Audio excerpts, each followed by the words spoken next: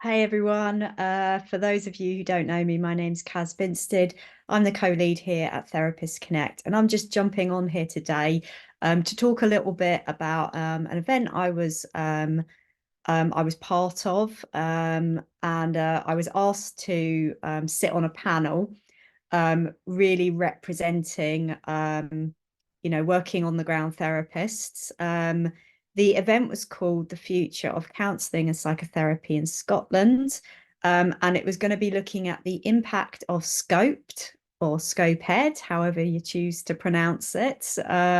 We're still stuck on that, actually, by the way. I have to say, John from the UKCP said apparently the partners had a meeting about how to pronounce it very, very recently. So we were talking about that back in 2019 when we did our Therapist Connect debates, but the partners have just caught up with this problem around pronunciation. I refer to it as scoped, by the way.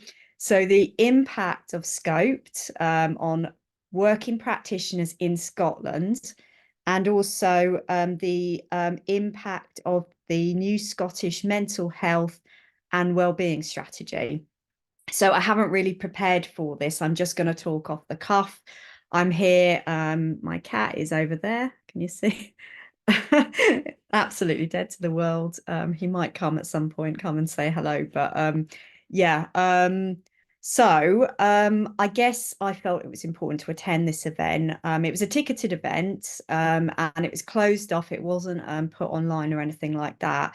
A reason for that was because some of the past panel members felt very worried because some people feel worried when they talk about scoped, which is fair enough. And I guess in this recording, I'm pretty confident that I'm not going to be shaming anybody. I just want to kind of, it was an open event. We all have responsibilities when we sit on panels. So I just want to give some information back to the community that I think will be of use. I guess part of me felt a little bit like an imposter because I am not Scottish and I do not live in Scotland. I live in London. But I did meet some members of the Therapist Connect community at the event. So it cemented for me in my mind that I was there talking for those practitioners. And this is the type of thing that I like to use my power for good. So I don't just come with my own opinions, but I do try and talk to people a lot. And I try and when I do these kinds of events, I try and get across the general feeling. So this is very much my angle, talking from the position of qualified therapists who so often don't seem to be spoken for, and seem to be having things done to them and policies and frameworks put in around them without actually, from my point of view, some people will dispute this, but from my point of view, without actually huge numbers of just working full-time working practitioners being consulted by various stakeholders. Of course, therapists themselves are also stakeholders, if we want to use fancy terminology. One thing I did want to say was that I was really happy that a couple of the membership bodies from the partners, the Scope partners, showed up to this event. Now, of course, this is something that actually really ought to not be a shock or a kind of a pleasant surprise. But given some of the what I have seen over the last few years, it felt really nice to have people turn up, and by those people and bodies, I mean John Levitt from UKCP, CEO at UKCP, and Kathy Spooner, CEO at the Association of Christian Counselling. So they are two of the seven scoped partners. And I must say, I found them to be very open. I found them to be pretty honest, actually. I would say that I found this event to be one where, probably the only one where I've sat with partners. This is just from my own, this is just from what I see. I'm not saying people don't do this, but this is from my own experience as an activist, really in the heart of some of these discussions, and what I have seen over the years. It was the first time for me that I felt I was sitting with people who were actually saying, actually, you know what, this isn't perfect, and this may not do what we even intended it to do. And to hear some of that wasn't a kind of, it didn't provoke in me a kind of ha ha told you so reaction. It provoked a oh, this is actually, it feels like we're two human beings, you know, on a panel having a conversation and actually being honest about things. And there was something so heartening and so nice about that. So I actually thank John and Kathy for that.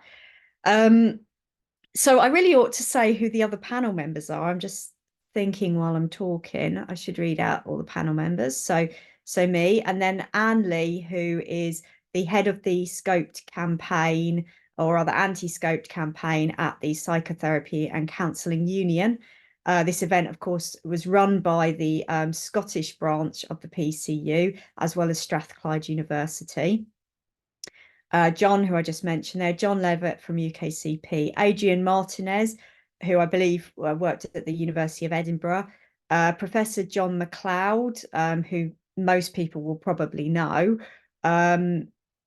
Professor Kate Smith, who up until last autumn, summer autumn, was sitting on the BACP board before she was removed, and Pam Duncan Glancy, MSP, who was obviously there focusing mostly on the mental health and wellbeing strategy, and the chair was Dr. Jen Remnant. So that's who was present.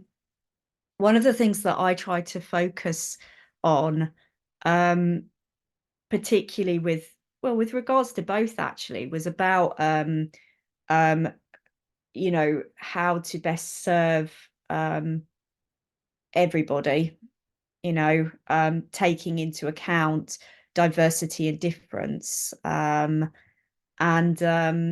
inequality, how we make sure that we don't keep on going down the same roads where we are creating greater inequality. And there's a lot to think about with that. There really is a lot to think about. From my point of view, I'll just say something first, a little something on the strategy. It's very, very big. There's a lot of information.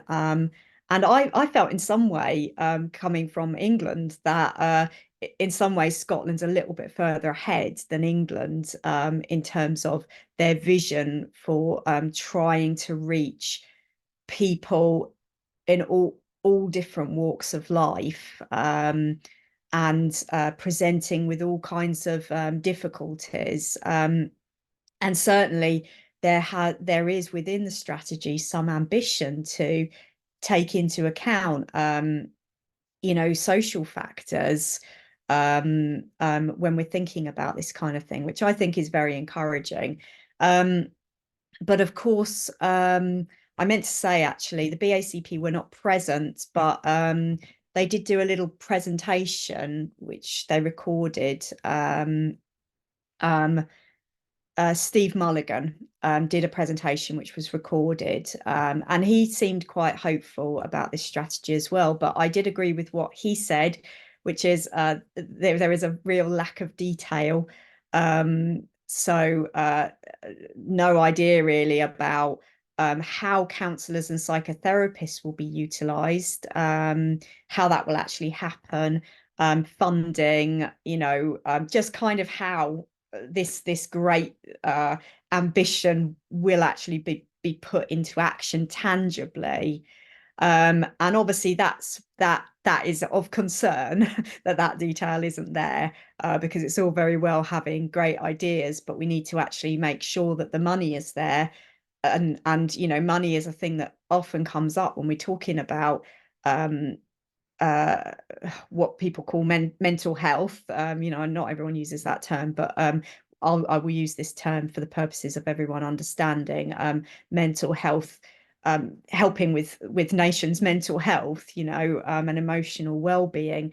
Yeah, it's often a criticism that there's not enough money put in, and that money isn't spread out in the most appropriate ways.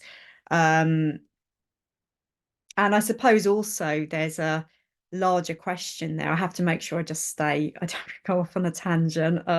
So always so tempted to go off on a tangent and talk wider, but maybe I won't go there. I was just going to say, maybe it's how we think about these kinds of things, because and I think this is where it ties in with scoped, because if we begin to think about these kinds of things in a very medicalized way, or even a way of saving money now, how can we do this in the most cost effective way, or the most evidence based? Oh, I don't like that term. Am I alone in that? I really don't like that term, evidence based, for human beings. Okay, also because that's the thing, if it's short term, how do we save money now? But what about the long term in terms of people's health, overall health, and also how we're thinking about investing in the long term for nations' well-being and emotional health. Um, so yeah, so some positives for me on that strategy, but some question marks, and obviously, because of the criticism and the problems with IAPT, I guess I just wanted to say, please, can people learn from some of the different? Oh, I can't even think of the right adjective. Just the things that come out of IAPT which have not been useful, and are not conducive really to dealing with these types of things in the best way. So yeah, and then that brings us to scoped. Now, the Scottish body, which is membership body in Scotland, COSCA, were not at this event, and they made it quite clear in a statement that was given that they are against scoped. And they actually said, in not so many words, well, they said quite clearly that they felt that there had been years and years of trying to move away from this differentiation between counselling and psychotherapy, and this kind of infighting and splitting us up, and stratification and hierarchy and all of this kind of thing, that there'd been so much about moving away from that. um, and of course they are right. If you know anything about the history of our profession over the last 20 years, they are right in that. And that they did not want to be involved with such a framework that went back to that. So, of course, it had to be admitted on the panel that in some ways, if we're thinking just about Scotland, it's not going to provide a clear we're all on the same page kind of thing for clients, which the Scope partners say is one of the aims of Scoped, to be very transparent about what we do as therapists, and for that to be consistent across the board. Well, that's already scuppered because the main body in Scotland is not involved in Scoped. So there had to be an omission of that. And yeah, so anyway, there we are. We hit one wall, but of course the other walls are and arguments which I gave. I'm not going to go into absolutely everything I said, and so many people are going to have heard me talk about some of the difficulties with scoped anyway. But of course, I mean,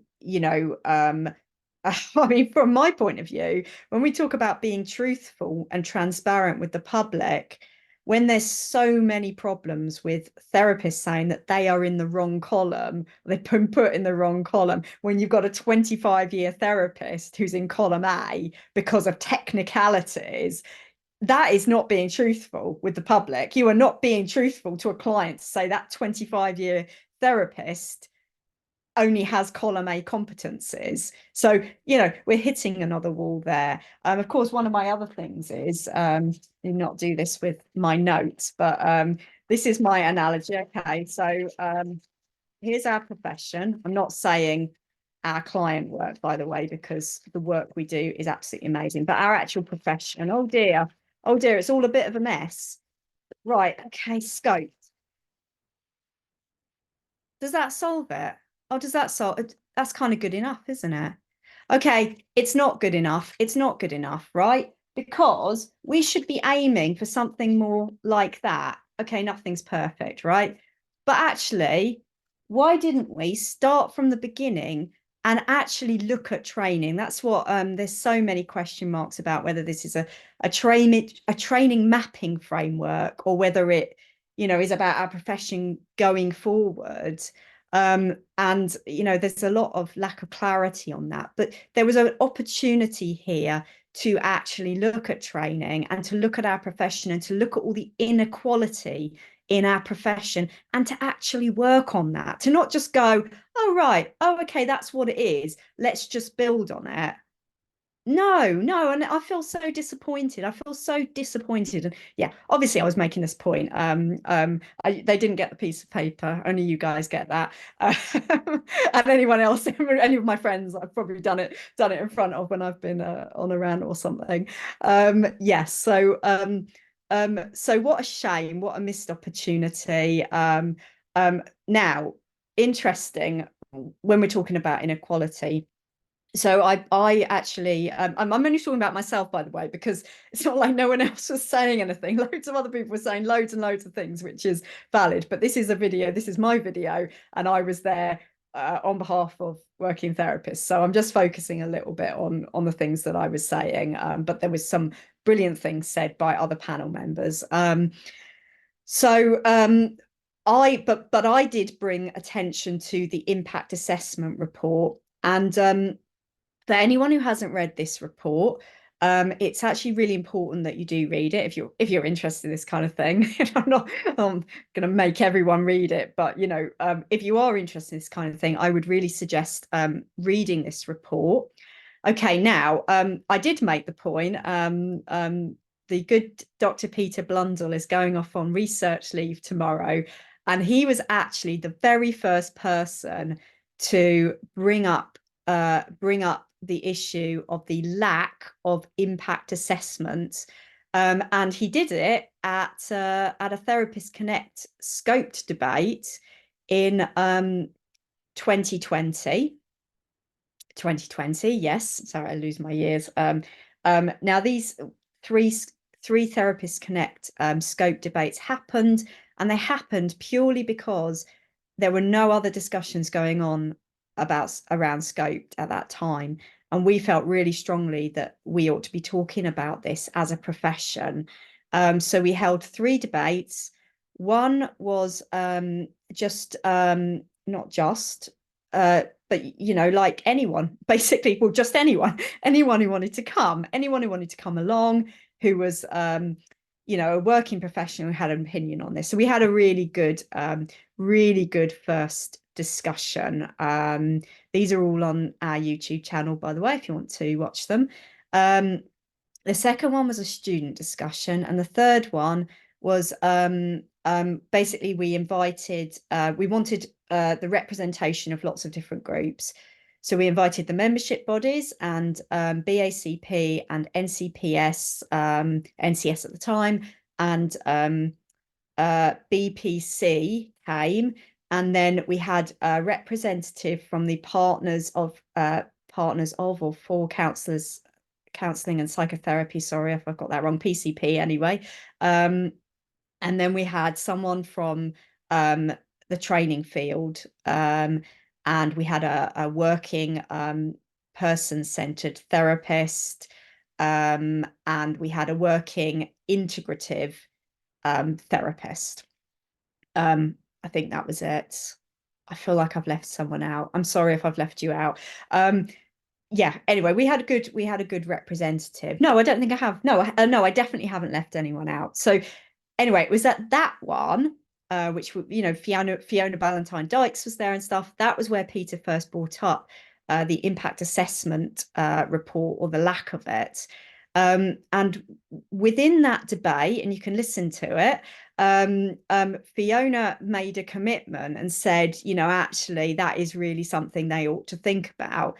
Now, the fact that that hadn't been thought about by them at any point, I think is just a travesty that this had to come from somebody else. Well done, Peter. But unfortunately, yes, well done, Peter. And of course, he later tried to get a resolution into the BACP about this. They didn't accept the resolution, but they did say that that the partners were committed to doing an impact assessment report, which they did. So yes, well done, Peter. But unfortunately,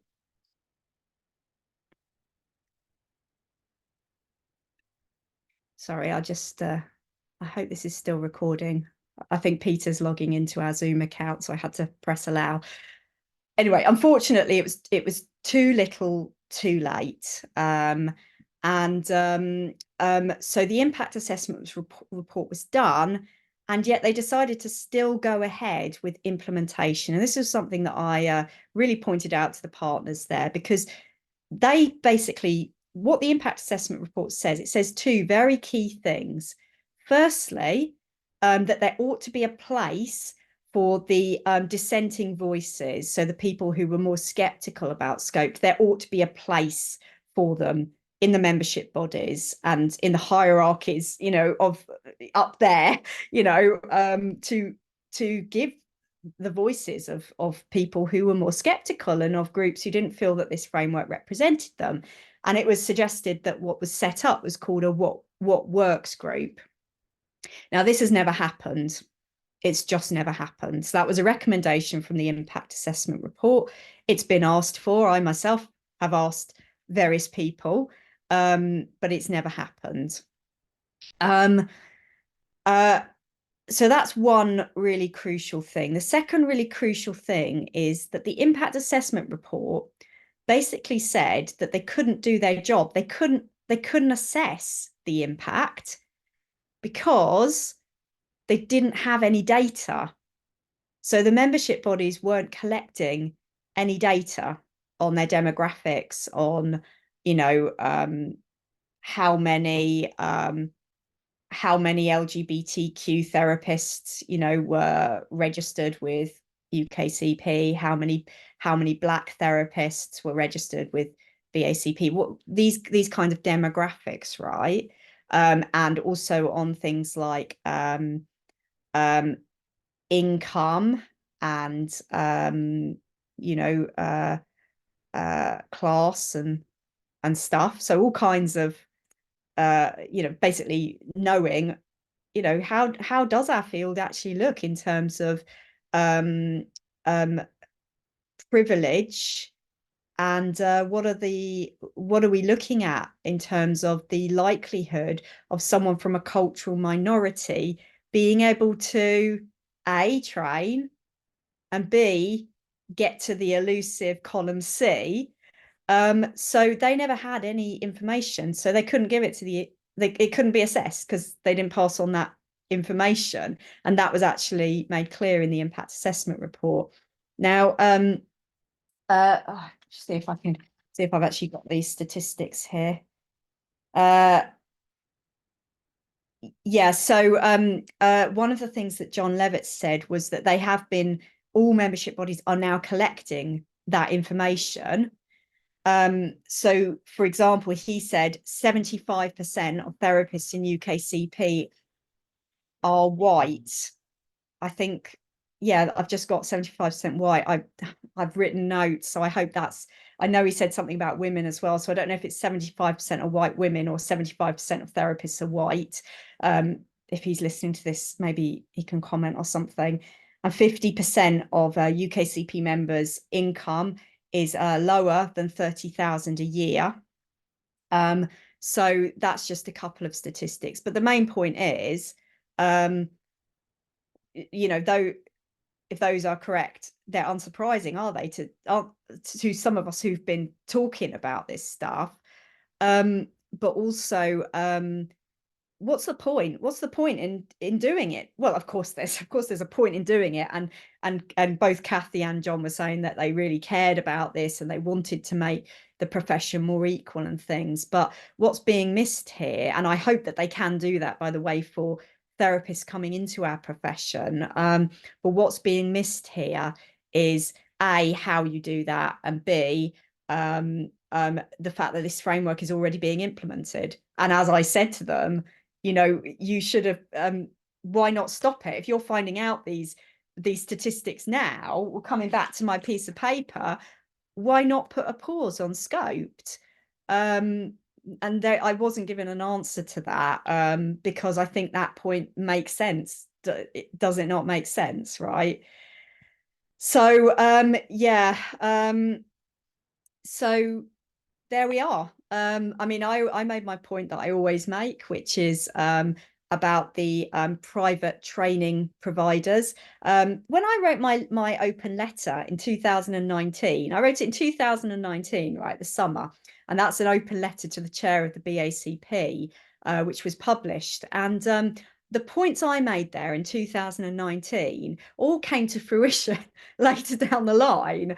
I talked about division in the profession, this creating even more division. It has. I talked about asking, I was the first person actually to ask for a BACP vote, members vote on this. And what has been all the conversation, of course, some other groups have tried to follow up on this with resolutions and stuff like that. Yeah, so that vote never happened within BACP, and it's really critical. Of course, a vote happened in NCPS. It was a very, very close vote. I can't quite remember how close, 40, 52, for something like, I don't want, please don't quote me on it, but it's very, very close vote. And then, but NCPS has a lot fewer members than BACP. BACP are by far the biggest membership body. So if the vote was going to come anywhere, although I think it's good that NCPS did do a vote, some people, have some criticisms of that vote. But it was a vote, so good for them. But it was a real problem, the BACP not holding that vote. The other thing is that I talk about, I think I gave some case studies or something, and I very much focused on the money issue, because that's something that I've been very, very interested in throughout my kind of political career. So yeah, I made the point there that while the training is still very, while our profession is not regulated, the training is not regulated. So the training is not standardized in any way. So any private college can actually charge whatever they want to charge. And they do, which basically means if you can afford to pay for it, then you get your column C. And if you can't afford to pay for it, then you don't. It's as simple as that. And, one of the leading places here in London to do integrative therapy training, you would be paying about 35,000 to do it.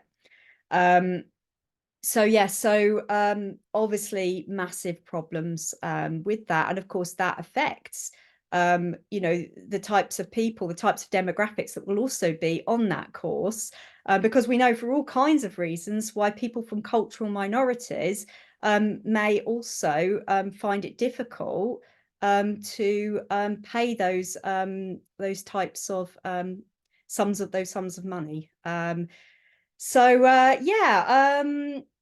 I believe that the membership bodies that were present were sincere. I like I say, I have talked with a lot of membership bodies, and I do actually believe that I was hearing some truth and some sincerity. And they both the ACC and the UKCP asked me to stay in contact with them and to email them. Now, whether that will make any difference, I don't know. I like to remain hopeful. So, I'll keep you updated, but I got the sense that they were maybe quite taken aback with some of the things that I was saying, and that they were trying to listen. So that's, if we're looking for a silver lining in all of this mess, that's something. But these are both two people who've come in much more recently. And I think this is something that really worries me about the SCoPE project in itself. It's been a mess from the beginning, and it's been increasingly just getting messier when some of the key people have left and then new people have come in, and then new people don't know just how messy this thing is and why there's so many issues with it. Like the new BACP CEO, who I wrote to. I sent him a very long email. He thanked me for my candor, which I think is I was very straight talking in that email, and I appreciated his email. It was a decent email back. But I wonder. I know he's had meetings with some groups, and I just wonder if he really will even know. And obviously, he's not a therapist, why this is so problematic, and so much money has been put into creating this framework, that the idea that it again will just be dropped, that's not going to happen. But you know what, there's a lot of problems, and when it comes to existing practitioners who are really getting a really awful deal here, I think one thing we always, even the most skeptical of us, thought was that we would be properly given a chance to be properly grandparented. Um, then it's just not happening, and it doesn't matter. I've read lots of people send me their emails from BACP if they've resigned, and they say, "Oh, look what BACP said back to me." And some of these. I was reading one the other day, and it said, we're going through a transition period now, and then in 2 years' time, there will be something like a grandparenting, something that's sort of like, it was kind of like language that was sort of like a grandparenting scheme. There is nothing sort of like a grandparenting scheme. It's either a grandparenting scheme or it's not. And that grandparenting scheme should be happening in the transition period. Okay, because otherwise it's not a grandparenting scheme. And a point that I have made in communications to the PSA myself is that when psychology was regulated and HCPC came in, there was proper grandparenting, and people who were not even qualified psychologists were able to remain as psychologists, working as psychologists. We're actually asking for less. Everybody who's on the SCoPE framework is going to be qualified, but it's just actually honouring their skills and their experience and their qualifications that they've built up over the years. And this is really simple, guys. If you've got a 30-year therapist, you need a letter from their supervisor and some, I don't know, little bits on, their experience or whatever, their years, how many years they've worked, consistently as a therapist, that kind of thing. Because obviously someone may be 30 years qualified, but they may not have worked consistently as a therapist. So I think some kind of evidence of that is important, and that they've done what we're all supposed to do in line with ethics. But yeah, it's really easy. And if it's too much, the fact that it's all now conflated with accreditation brings in a whole load of other issues. And of course, there's been criticism of the accreditation system for years since the register came in. The fact that now it's conflated, oh, this is going to sort everything out. It's making a lot of people very unhappy. And of course, also it's saying you need to pay for your competency. So even in a grandparenting, a so-called, even though it's not grandparenting, but a grandparenting scheme ought to be free. Okay. So still a lot of continuing problems. I hope that I did therapists justice. I tried to engage with the audience as well. So if people had, well, this whole panel was based on audience questions, but sometimes people came back with things, and I think it's really important to engage with people and talk to people, and that's why I was happy to be on the panel as well, because you need to talk to people that you don't agree with, in order to move things forward. That's how things get moved forward, talking to people that have different ideas to you. And that's what we call active listening as well. Listening is not just listening to people and saying, we're listening, tick box, we're listening. It's active listening, listening and kind of think, okay, well, what's going on for this person? Why are they saying those things? They're not just being annoying, surely. Like, they've actually got something to say. Why do they feel like that? And crucially, this is people's careers. This is what people work hard for. Therapists slogged their guts through the pandemic period. And I don't know where, not that we do it for thanks, but this is a point I made actually at a PSA event about the lack of thanks even from membership bodies. And Giles from the NCPS did actually say, I want to say, we do appreciate it. We do thank you. But people work really, really hard. Therapists work really, really hard, and they deserve to have that hard work recognized. Because if anybody doing a non-therapist job in any of the membership bodies never had an appraisal, or never had, oh yes, you're actually doing that, and they would be very upset. You would be very upset if you've been working in BACP for 5 years and you didn't have any movement, or no one recognized, or no one even bothered to give you an appraisal and say, oh yeah. So when people say, oh, it doesn't really matter, don't worry about it, it doesn't really matter, let me tell you, it does actually matter. It does actually matter to people. Some of us will be able to just go, oh, you know what, I'm over it. I don't need my self-worth to come from other people. But a lot of people, it really matters. So yeah, I hope that that's heard. There were some interesting things said about the PSA as well. I don't think there's a lot of love lost maybe between the PSA and the membership bodies. I'm not sure. It's been clear on Twitter that the PSA are against the hierarchy, which was a point that I did make. I don't think they support SCoPEd, but other people have other feelings on that.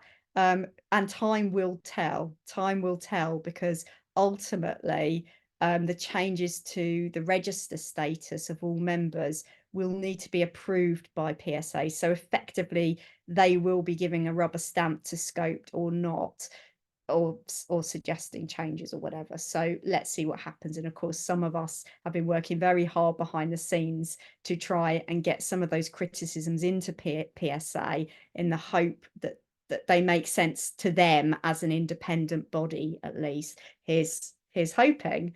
So yeah, so that's me. Thank you for inviting me, PCU and Strathclyde University, and thank you for putting this event on. It's really important that we can all get to chat together when we're in different spheres and coming from different places. And I hope that people enjoyed the event who were there, and I hope that this has been a good summary for people. And of course, I invite any of the other panelists to comment under this video, which will be on YouTube, if they want to say anything, or if they want to say, actually, we said this, or whatever. And of course, yeah, of course, it's really important that other people's voices, but this is a video for the Therapist Connect community, and I am the Therapist Connect co-lead, so I can only speak from my own experience and for the reasons that I was there. All right, happy Wednesday, everyone. Take care.